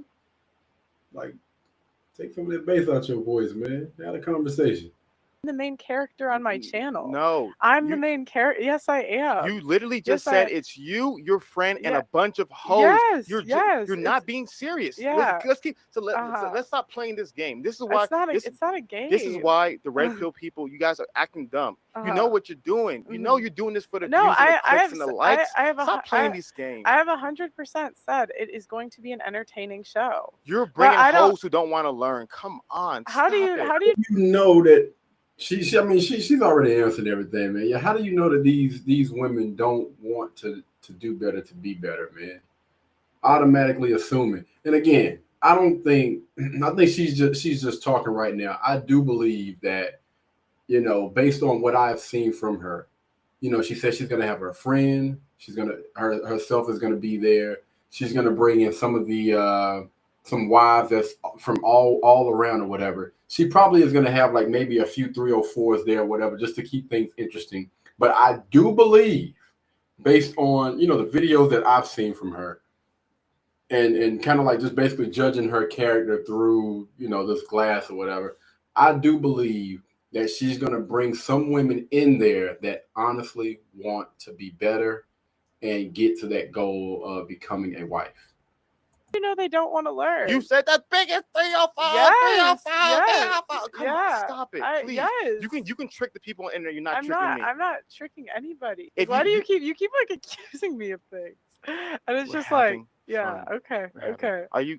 Is this too much for you? No, I can I'm- calm down. If no, you want I'm- me. I'm We're good. I thought we were having. No. You need to calm down, bro. You need to calm down, man. For real. Fun. Okay. You want entertainment, right? You want views. Okay. You're the one who said you want entertainment. Okay. Now I'm giving you entertainment. Now you okay. You want entertainment? We're having a good time. Okay. Please, Okay, we're having a good time, ladies and gentlemen. My point is that I understand that you have to provide entertainment, and when you make, and again, to me, that's what he's doing is not entertaining at all. Again, it's making a lot of people cringe. That's not entertainment, brother. things stale like broccoli, nobody's gonna want it. I understand that. But what I'm saying is that if you're telling me the biggest issue that's destroying society is the point that you brought up about the issues between marriage, and you believe your solution is a academy for women. Well, why won't you get the women who want to actually learn? Why won't you get the healthy, positive women that want to learn? The way I think about it is I'm gonna have more screen time anyway. And then you get like it's like you always want a contrast of personalities when you're trying to make it funny. And so it's like is it funny or is it to be helped? I think what's the purpose of the school? I think you can do both. And maybe you feel like it can only be one. No, maybe can you let me? You keep cutting me off. This is my channel. It's actually my channel today. It's my channel today. It's not like, and it's like I think you can be entertaining and helpful at the same time. I just think 100%. you reach the most people through entertainment. And I feel like if you have an entertaining and you have one character that's actually trying to learn, or two characters that are actually trying to. Man, listen. Oh my goodness. I absolutely love, well, I don't know where she's going with this, but it kind of brings up a point. And I actually did this little experiment. I'm not gonna spill the beans too much, but I did this little experiment where I started something, right? And I started off down one street.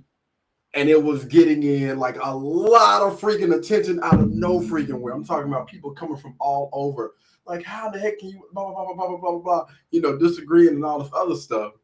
And then I posted, I was like, now that I have your attention, now we can go ahead and really get on doggone task. So now you got like millions of people that are coming and looking and viewing stuff each and every day. And I done flipped the doggone script.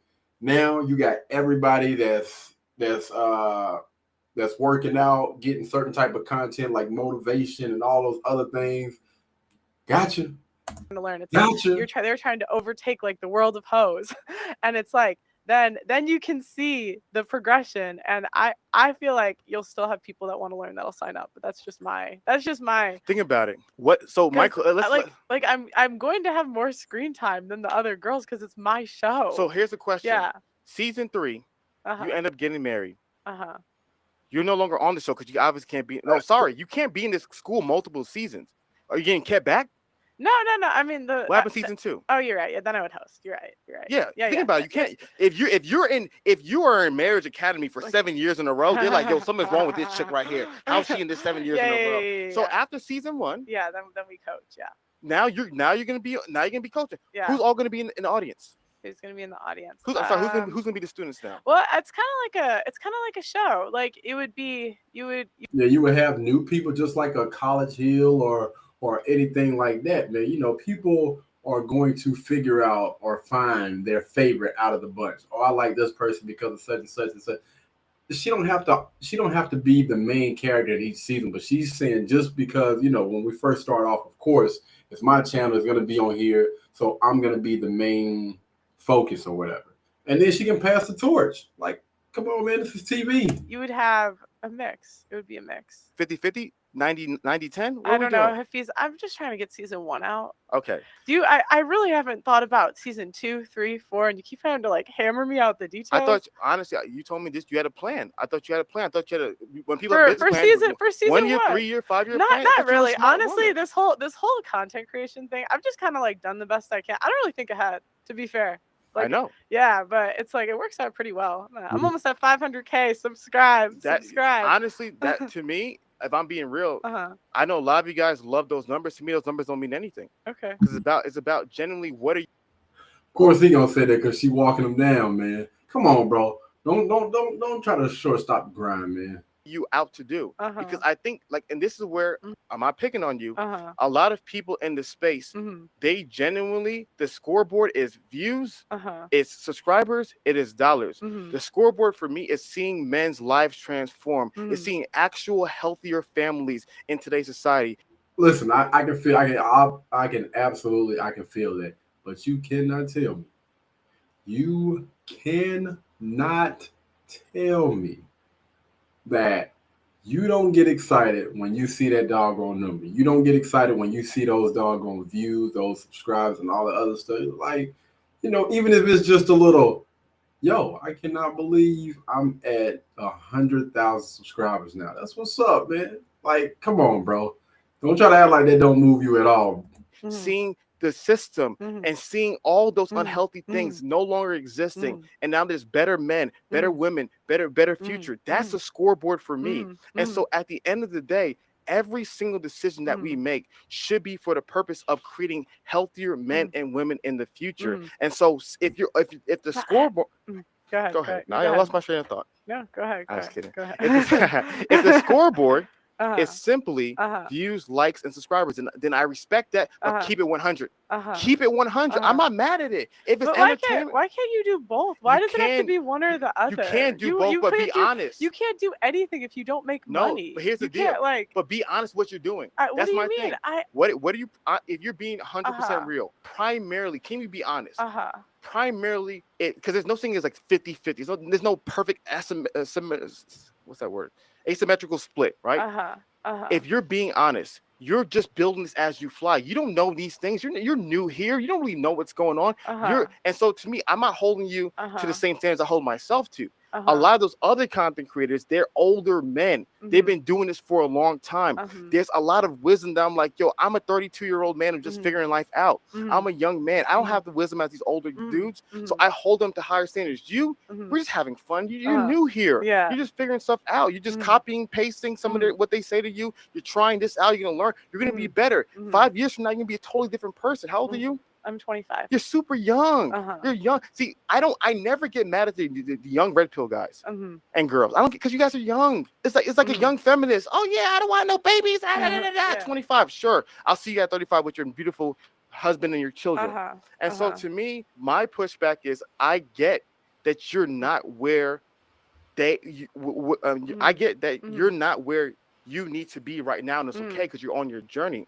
But my biggest thing is that if we are being honest and we're saying that if this is the big, like they're telling me the biggest issue in today's society to Uh-huh. break down the family. The biggest issue is Uh-huh. the law. If these are the biggest issues, then I'm like, why is not 90, 80, 70% of the energy being put into these things? If this is truly the biggest issue, I truly believe the biggest issue is that we're not building strong, competent men. That's why I sacrifice everything that I own and everything that I've done to put all my energy into that. I'm, as Patrick Bet David said, a true believer in what I'm communicating. And so to me, I just got to be honest. If you're simply doing this for fun, for views, for likes, you're just figuring things out, call it for what it is. But let's not play this game like we're these altruistic individuals who don't care about these other things when we do. And it waters down the content. I've never played a game where I pretend that I. Now listen, again, I'm not 100% familiar with the roommates content. You know, I honestly didn't hear about that channel until Kevin Samuels did an interview with him. And I want to say I may have seen like some shorts, like maybe 1 or 2 clips from them, but I've never like really went on there and actually seen what it is that they talk about and all the rest of that. So I will check that out. I probably should have did my due diligence and check that out first. But I'm gonna go ahead and I'm gonna check him out, man, because he's talking a good game right now. I don't want to make money and get subscribers. Like I want that too, but I just think you can do both. I think you can advocate for men and make money at it. I don't see the problem. And the reality, and I think you can start to build solutions and make money. Like I think everything, like you can't build anything without money. You can't build it like nothing. But no one's doing a charity here. If you're facts. Get that thing from in front of my face. Hold on 1 second. I don't like that color. You talking about the suits? Chill, man. Chill. But listen, man. What was I about to say? Exactly. What I was saying earlier is there are steps that you have to take in order to get to certain levels. You know, maybe she hasn't accumulated enough money to be able to sustain her lifestyle and then, move on to that school or whatever she's trying to do. Right now, I'm just trying to get my bills and stuff paid, man. So I ain't got to worry about, the stuff that's in house. And then we'll worry about the other stuff later. Just because I got 500,000 subscribers don't mean that, everything is already taken care of and I can start worrying about that right now. The exact same thing goes for him. I'm pretty sure within his 12-year stretch, however long he's been doing content creating, he didn't just go from point A all the way to point Z. It was steps and it took time in order to get there. But he continues to make it seem like, yo, you should be here right now. Telling me my goal is to help men, and I need to make money. But the way I'm making money is hurting men. But I'm not hurting men. She's not hurting anybody. She's literally not hurting anybody. If anything, she's trying to help this dude. Who said you? I didn't say you, girl. Why are you taking this personally? No, but I'm like, why are you taking this personally? I'm not. Am I hitting a sore spot? Is that what bothers you at night? No, you're not hitting anything. Are you sure? Yeah, We're having a good time. We're having a good time. We're having a good time, guys. We're having a good time. But it's like I don't know. I think you can do both. Of course. Yeah. But my thing is that as you grow, you realize that dang. Some of the stuff I was doing yesterday which I thought was good, is not beneficial today. It's not moving people forward today. It's not helping men and women today. Once you understand those things, then you as an individual can adjust, can improve, and you will.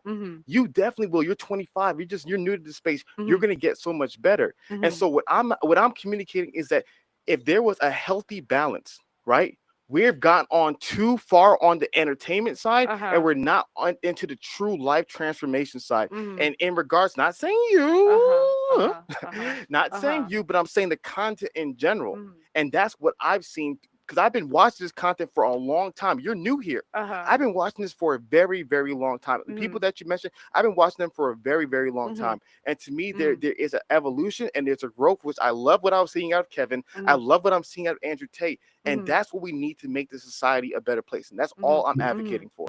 I feel like you think Rollo Tomasi, I feel like I feel like he's the most like, these are the solutions, these are the tools you need.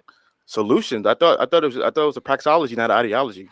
Well, define for me a praxeology. Let's stop right there. Define You want me to look it up, or do you want to look it up? You can look it up. That's if I'm curious. You said I don't. Praxeology. I think it's like based on. I'm not a smart guy. I'm just a guy who likes to read books and share my opinion.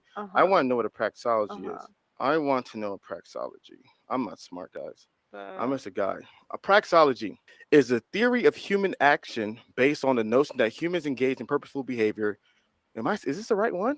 Never looked up the definition. I don't know. But how would you use a word if you never look up the definition? I said that's what they say. Oh, so you don't know? Yeah, I don't know. So you're just going off what they say. Yeah. Okay, cool. Yeah. I told you guys, you got to study these things. You got to study it for yourself. You can't just listen to somebody else and then go what they say. Look it up yourself. Don't just be a blind witness. Yeah. Sorry, I don't have the definition of a praxeology memorized. Yeah.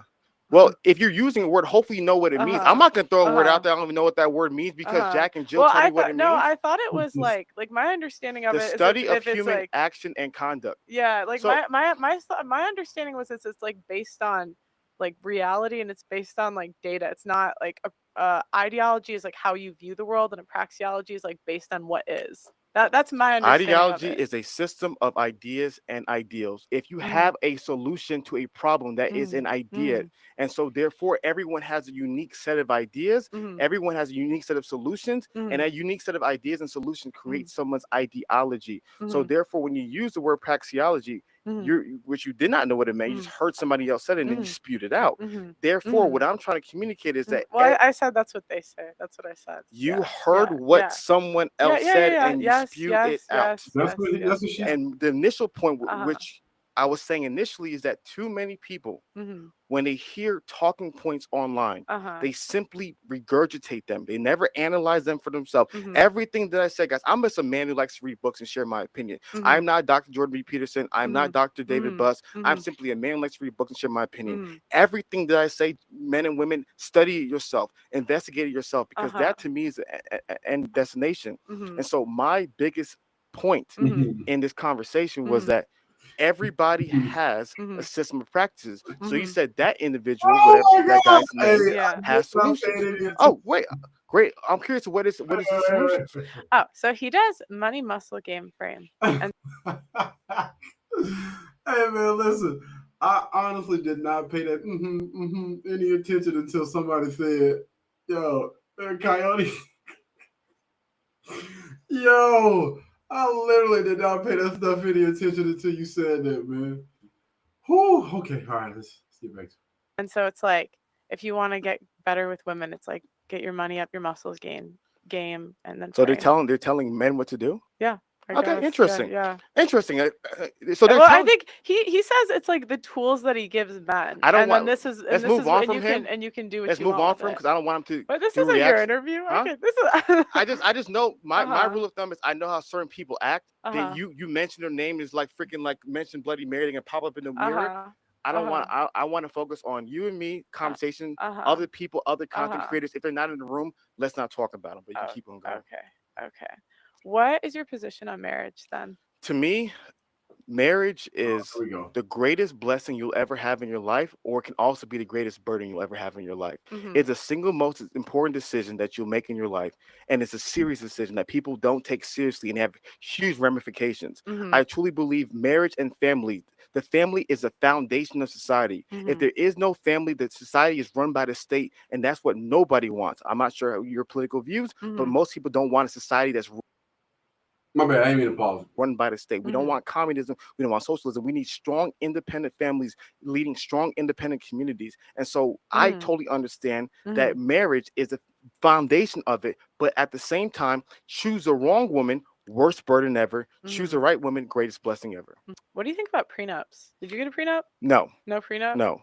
I totally agree. If you're a man, you want prenups. I'm not a money guy. There's other things that we talked about and we've obviously conversed with. Money's not important to me. Everybody is different. You know what I mean? And so if you're a man, you want a prenup, or you're a woman, you want a prenup, all power to be to it. One of the things me and my friends had a great conversation about prenups, and I said the reality of it is the state has rules if your marriage falls apart. So you should have rules yourself. So this is what I was talking to Adam about the marital agreement. People don't realize prenup is like a smaller version of a marriage agreement, because prenup is only a few things, but there's a lot more things that you need to have in your marriage. I.e., what happens if You and I pass away in a car accident. Who do our kids get raised by? It's a Mhm. lot of things that you need to be able to sit down with your Mhm. partner and talk about. Mhm. So to me, a prenup is just the beginning. You need to Mhm. have a whole agreement where you Mhm. talk about all these nuanced conversations and topics to Mhm. be able to benefit your marriage in the long run. Do Do you? So dude. you think that men do you think that men or women are more to blame for the high divorce rate? Or do you Both. Ha ha ha ha ha. do you think it's equal? Primarily men, because and here's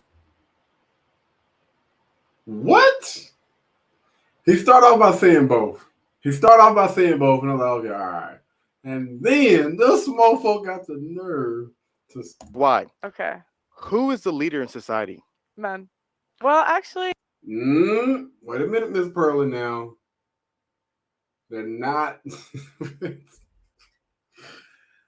Man, listen, they are trying to baptize leaders now. You try to be a leader, you try to be masculine, boy, they will try to cut your foot off.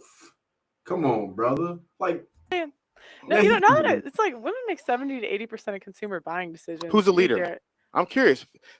To your people, camera, Yeah, put it on her yeah, camera. yeah. Tell the people who's the leader in society. No, men, you're right. Men lead. So men lead. she But believes, women have a lot of power in society today. Yeah, yeah, you simply yeah. do. Who leads, men or women? Men. Yeah. Great. Yeah. If men are the leaders Mm-hmm. and your team loses, Mm-hmm. you play volleyball, you play Division I sports, you know this thing. I If played D1. Oh, stop it. if I you wish. if you Yeah. are the leader of your team, Uh-huh. the team loses. Mm-hmm. What should the leader do? Whose fault is it then? When the quarterback loses the game, Mm-hmm. his receiver drops the touchdown. Mhm. What does the quarterback say when the interviewer asks him, why did we lose the game? He Mhm. takes accountability. He says, "It's Even me."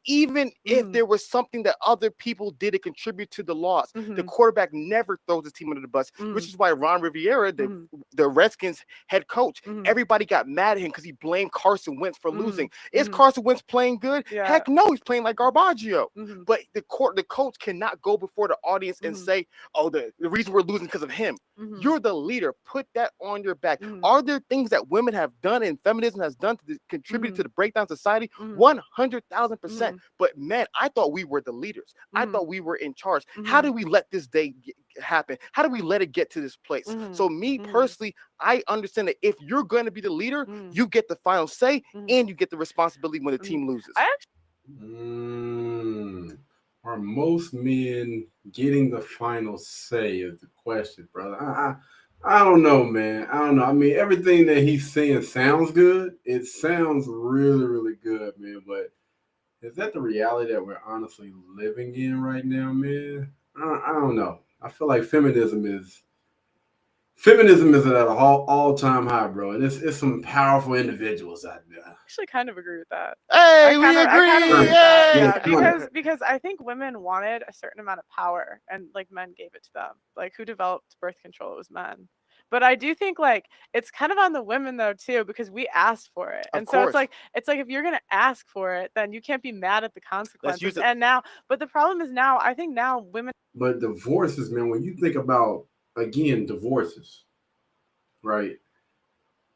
You have, I'm not going to give a percentage, but you have most of the people that are leaving the marriage or divorcing are women. And as a man, you cannot force anybody to stay in a marriage. Women have more power than men. Like that's just Come on, man. You can't force anybody to stay in the marriage. A perfect example is Tia, I think that's her name, and Corey, right? From what I thought, or from what I heard, Corey was trying to make things work. But Tia said that she was unhappy. And, you know, as a man, you think that you're working on things, you're fixing things or whatever. And just out of nowhere, she filed for divorce. Like, bro, we have no control over that. Like, at any point in time, a woman can say that she's unhappy and leave the relationship.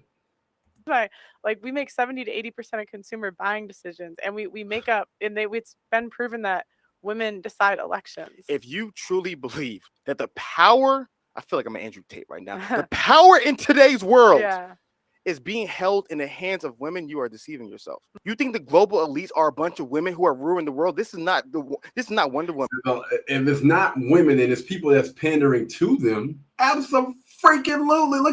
Look at the laws. Look at society right now.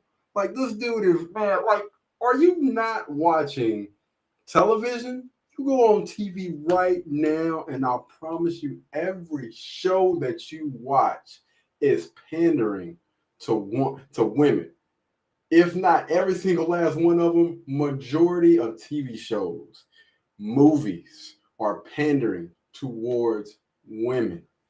Like, bro, Women. See, I haven't gotten to the elite stage of red pill yet. The Listen. elites, that's like a term I haven't gotten there yet. If you think who's Mhm. running the world are women, Mhm. you do not understand the way the world works. Mhm. Men men Mhm. run the world. Mhm. Men have the power. Mhm. Just because they give women a little bit of consumer spending goods to be able to Mhm. shop on useless things on Amazon, Mhm. just because they give individuals a right to vote occasionally, you think the men are not But ruling this world? yeah, maybe a small, no, okay, a small percentage, but women, we're the ones that are bailed out of every bad decision we make. Who allows those rules?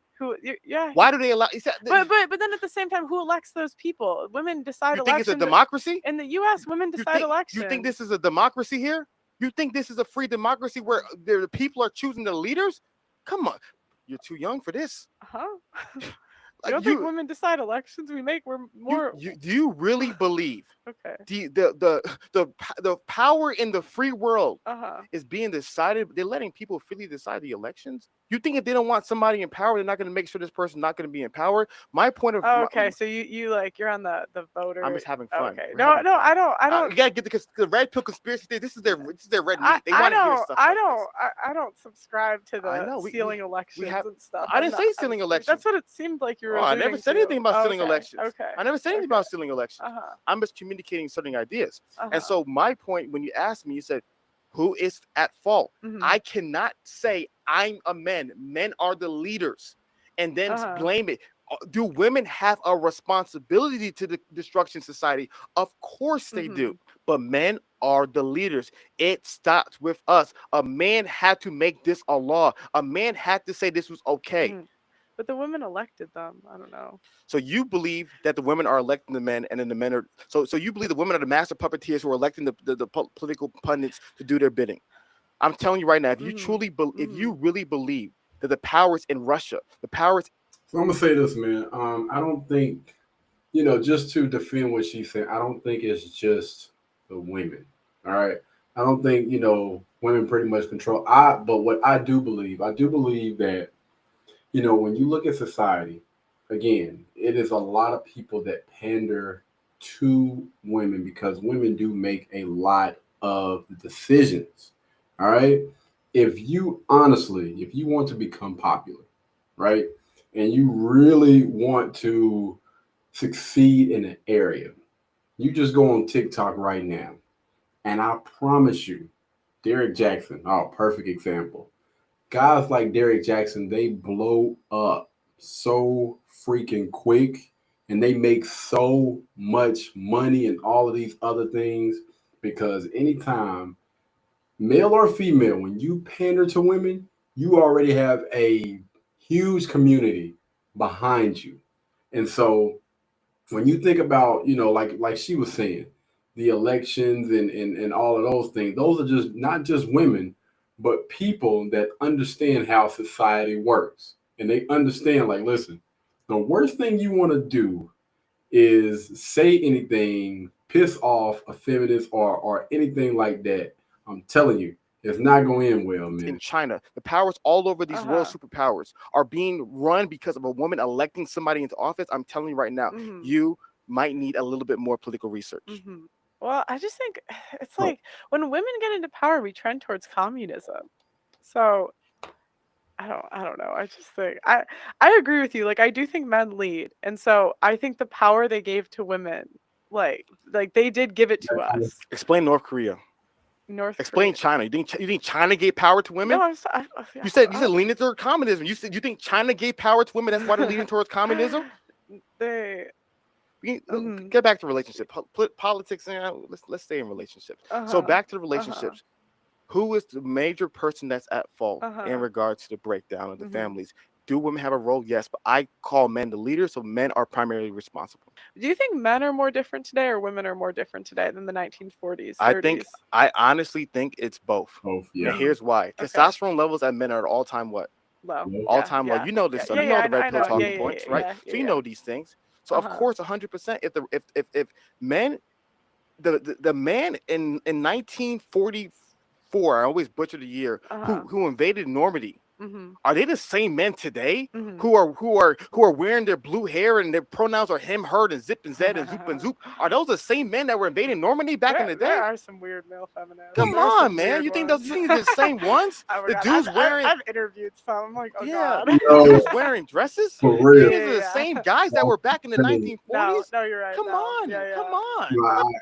I agree. I agree, man. Listen, the guys today, man, it's a lot of them out What are there. you talking about? So that's one of my arguments. Is like, fellas, have women devolved? Heck yeah, but look at what the we ask them to. We'll be like, but why did you listen, man? You are in charge. You are the boss. We shouldn't listen to women, right? What?